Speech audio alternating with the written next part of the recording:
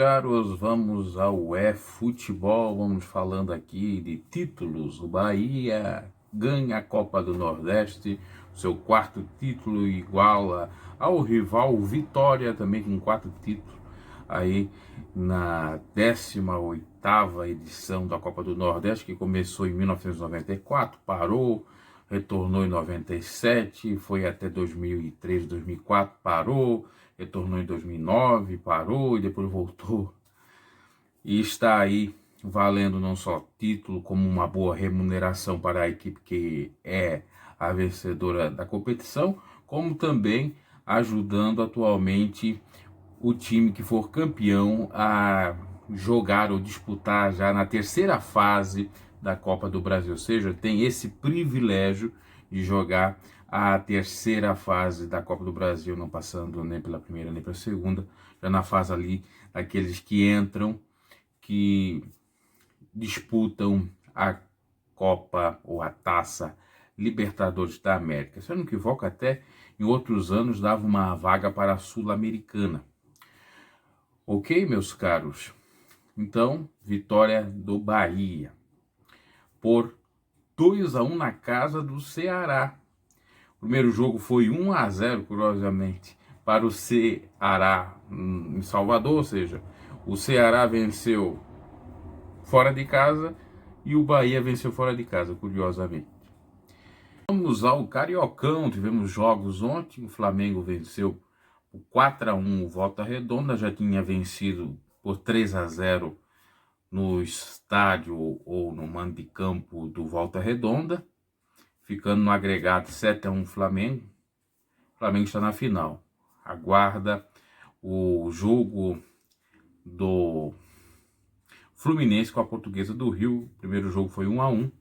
O Fluminense joga aí com a vantagem para ir para a final, mas a Portuguesa, vamos ver, né? Porque a Portuguesa fez um campeonato muito exemplar, entre aspas, aí, um campeonato bastante bom.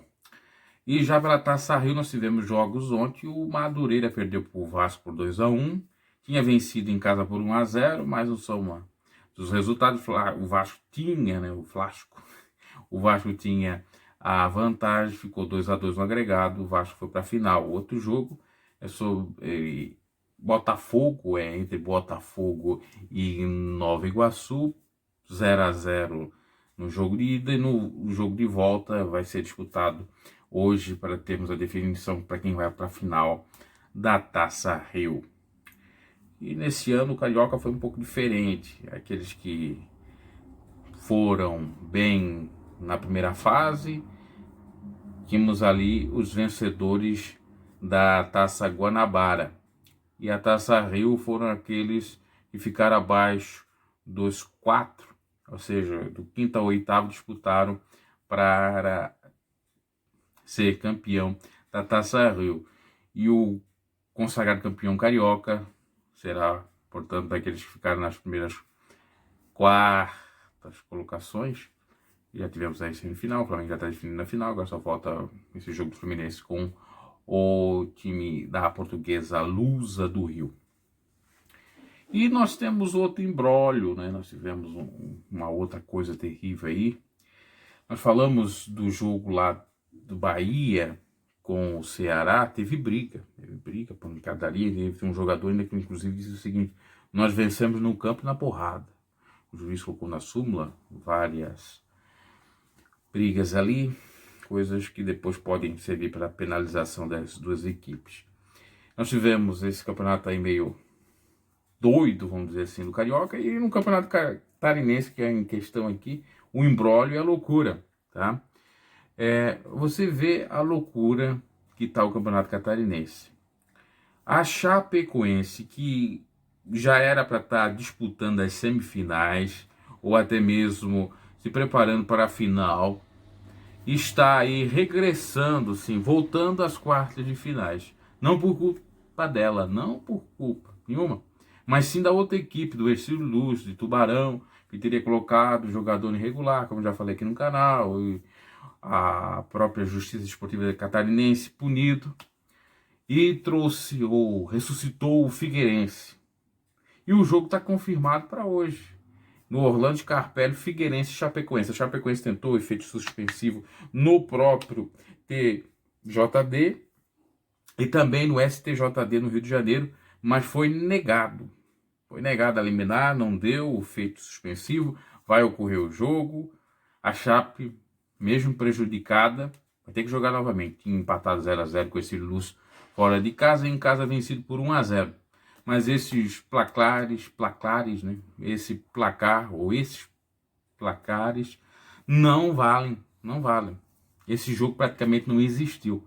Então, volta-se a estacar 0, Figueirense, Orlando Scarpelli, e o segundo jogo da Chape em casa.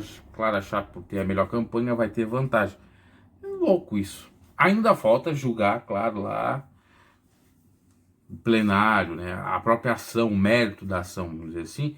Eliminar foi deixado de lado, mas ainda falta. E pode ser que até a Chape não jogue o segundo jogo. Ela tem esperança ainda, pelo menos o seu departamento jurídico pensa dessa forma. Mas vai ter que jogar o primeiro jogo, sabe-se lá se não tem que jogar o segundo. E os outros jogos foram, obviamente, suspensos. O Marcílio Dias, que ia jogar com a Chape na semifinal, não teve como jogar o primeiro jogo por conta desse imbróglio.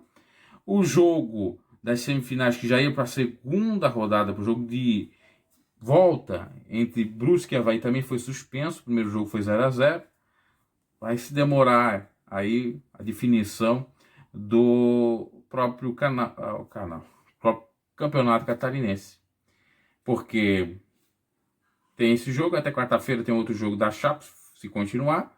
Aí vamos para as semifinais. Final, 2 jogos. O tempo previsto que era para acabar o catarinense não vai terminar.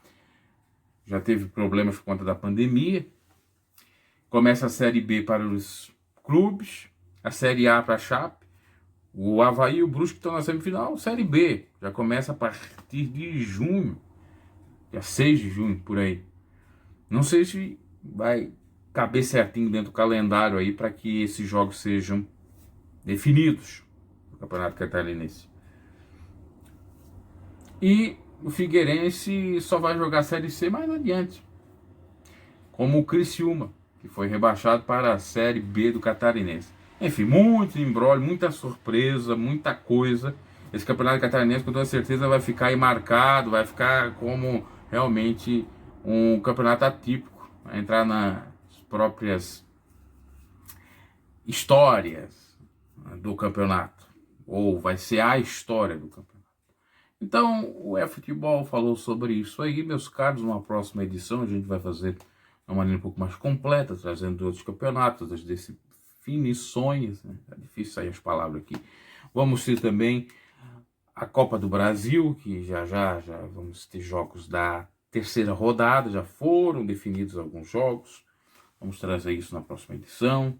Também jogos da Copa Taça Libertadores da América, que não é Copa, é Taça Libertadores, da Copa aí sim, Sul-Americana, tá? Tivemos inclusive no final de semana a goleada do Grêmio, 8-0, sobre um time lá da Venezuela, em casa, na Arena Grêmio.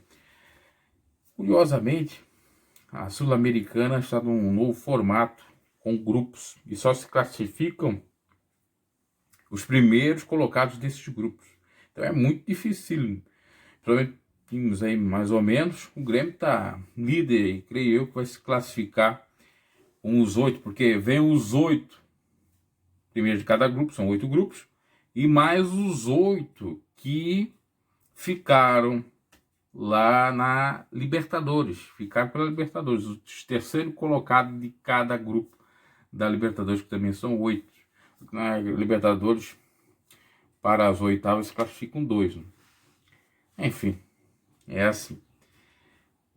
Abraço e até uma próxima.